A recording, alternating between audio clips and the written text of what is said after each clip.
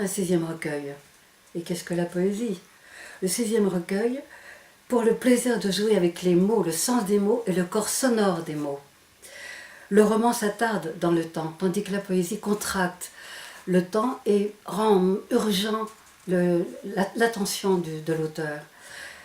Pour la perception, par exemple, du sentiment de la colère, humeur à crin de brouillard, pluie de rats contre les nerfs, ogre de grêle, sainte glace, frisson d'abysse.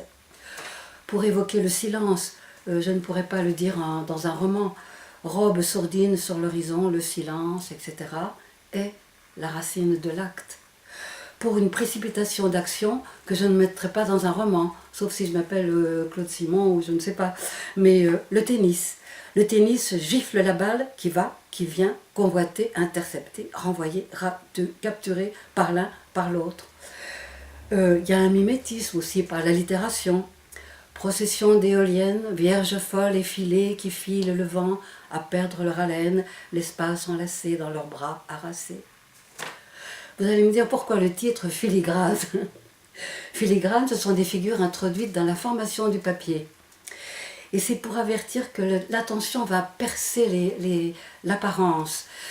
Le poète, moi surtout, j'ai envie de, comme une personne qu'on écoute et qui vous dit quelque chose d'important, on irait presque jusqu'à fermer les yeux pour bien entendre les inflexions de la voix, pour cerner les mots.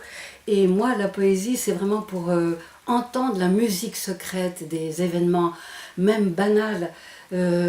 Un mouvement de sportif comme le surfeur, un mouvement de passant. Bon, c'est pour rendre cette caractéristique de ma vigilance très ciblée.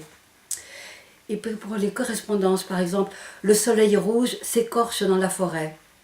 L'enfant pleure, le genou strié de sang. Le rouge incendiaire aux gorges des oiseaux, sceau secret. Le cèdre est seul, veuf d'oiseaux. Chat amoureux, le crépuscule s'effondre dans ses branches. Ce titre révèle aussi une évolution de l'auteur, un amaigrissement du langage. Quand on est jeune, j'ai beaucoup pratiqué les mythes et les images. J'adore les images, même une abondance. Mais peu à peu, avec les ans, on est beaucoup plus hiératique, on vise l'essentiel, on a une épure de la vie, des êtres. Bon, il y a un amaigrissement. On est libéré de soi-même. Pourquoi ce recueil est divisé en 3 parties? Parce qu'il m'a semblé que j'avais 3 inspirations. Les réflexions, filigranes, par exemple, la parole est un corps nu. Ou bien, prendre la nuit, à plein jour, y ancrer l'abîme de la légèreté. J'ai résumé. Pour faire un schéma d'une petite critique, affaire, des hommes funèbres, pas ventrus, vêtements de crépuscule, cagoules de morgue, etc. Arpentent la planète, la bille de lèpre. Ce sont des réflexions. De l'être jailli de la femme à notre être cagneux, nous courons l'énergie. Le temps se plie, linceul sur notre cadavre, nous courons l'éternité. Deuxième partie, j'ai oublié de signaler qu'il y avait des encres de Chine pour souligner le sens du texte. Et le premier, il y a 3 arbres de Jean-Jacques Rigal, et c'est pour y figurer la fluidité, le sens fluide, le sens. Le deuxième, il y a un symbole d'arbre basculé par le vent. Là, c'est une partie qui célèbre la nature. Les pas de la pluie, ongles de clavecin, criaillerie de mouettes, rendent l'humeur blette, l'intelligence en berne.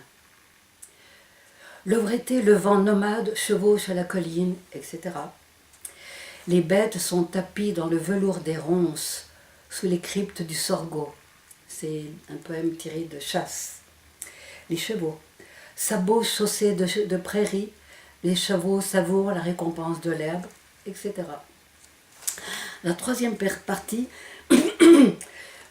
parle du corps. Et il y a un arbre debout, bien vertical, de Jean-Jacques Rigal, dans une encre de Chine.